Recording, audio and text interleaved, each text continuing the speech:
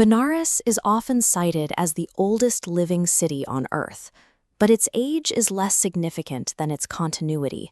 It functions as an operational circuit that hasn't stopped running for 3 millennia. Observe the geography of the riverbank. You have the dead being burned on the Ghats, while the living bathe and navigate the same water just meters away. There is a specific, observable sequence happening here daily. The dying are brought from across the world, placed on bamboo stretchers, and administered Ganges water in their final moments. Then comes the final step. A priest whispers a specific sound into the ear of the dying, the Taraka mantra. It is the final coordinate delivered at the threshold of eternity. We can view this ritual as religious tradition, or we can examine it as a surviving application of an ancient, suppressed technology.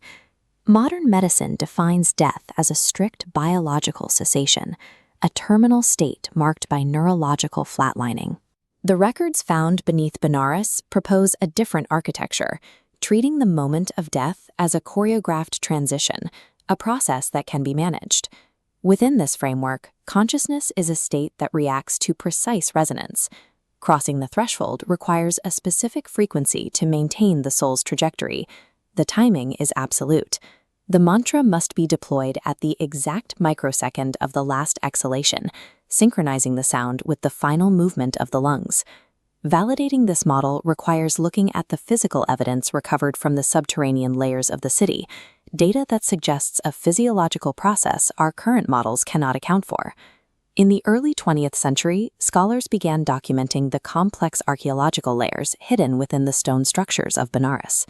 The investigation eventually reached the restricted chambers beneath the Kashi Vishwanath temple complex. There, they uncovered an unmapped labyrinth, a network of stone chambers that stretch far beneath the riverbank, separate from the religious architecture on the surface. These chambers contained thousands of stone tablets, each one filled with dense, highly structured data sets. The script used in these carvings was unlike any known regional language, containing structural complexities that suggest it predates Sanskrit by centuries. Initial transcriptions indicated that these tablets were not mythological stories, but the technical specifications for the rituals performed above ground. These findings place advanced structural and linguistic development in the region much earlier than our existing archaeological records suggest. The data within these chambers directly challenged the linear history of human civilization established by the colonial administration. When the scope of the translation efforts became clear, British colonial authorities intervened to secure the site.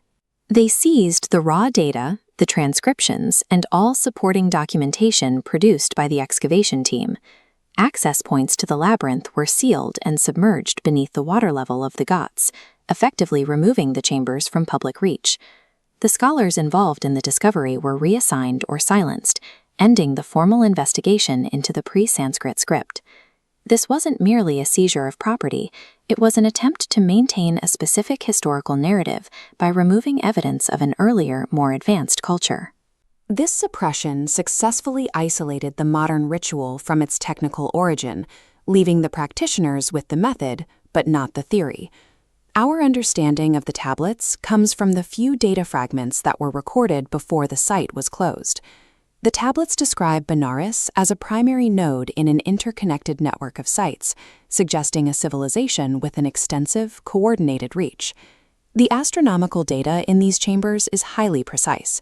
The tablets mapped stellar movements using coordinate systems that wouldn't appear in Western records for over 1,000 years. These calculations predate the milestones of ancient Greece and Egypt, suggesting an earlier mastery of celestial mechanics. This system, referred to as cosmological mathematics, linked these celestial cycles directly to human physiological states. To this civilization, the movement of the stars and the movement of human consciousness were part of the same observable equation.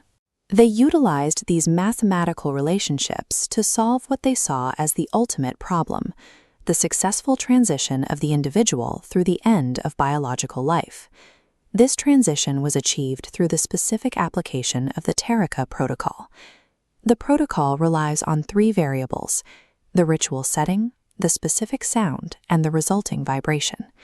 The mantra provides the resonant frequency required to modulate the subject's state. It is a targeted frequency designed to interact with the brain during its final moments of activity. The execution is time-sensitive. The frequency must align with the exact moment the body ceases its physical rhythms. The sound sustains the internal architecture of consciousness during the collapse of the body, allowing it to move past the physical threshold. While we view death as an entropic collapse, the tablets suggest it can be an engineered journey, provided the correct resonance is applied. By treating the transition as a mathematical challenge, this civilization developed a method of control that remains outside the capabilities of modern science. The existence of this data changes the way we look at the rituals still taking place on the banks of the Ganga today. The priests on the ghats today follow a sequence that has survived for 3 millennia. This is an unbroken chain of specific vocalization, preserved even after the technical documentation was removed. Every day, people travel to this specific location to participate in a procedure whose original manual is likely still buried just meters beneath their feet. The colonial suppression managed to hide the mathematics, but it failed to stop the application of the technology. This leaves us with a difficult possibility, that the sound whispered into the ear of the dying still achieves its intended result. The priests standing on those ghats today act as the custodians of this resonance. They perform the sequence exactly as prescribed, even if the underlying mathematics have been lost to time. It is possible that this ancient ritual is simply waiting for us to recover the framework necessary to understand its function. The real secret of Benares isn't just in its history, it is in the specific frequency whispered at the threshold of eternity every single day.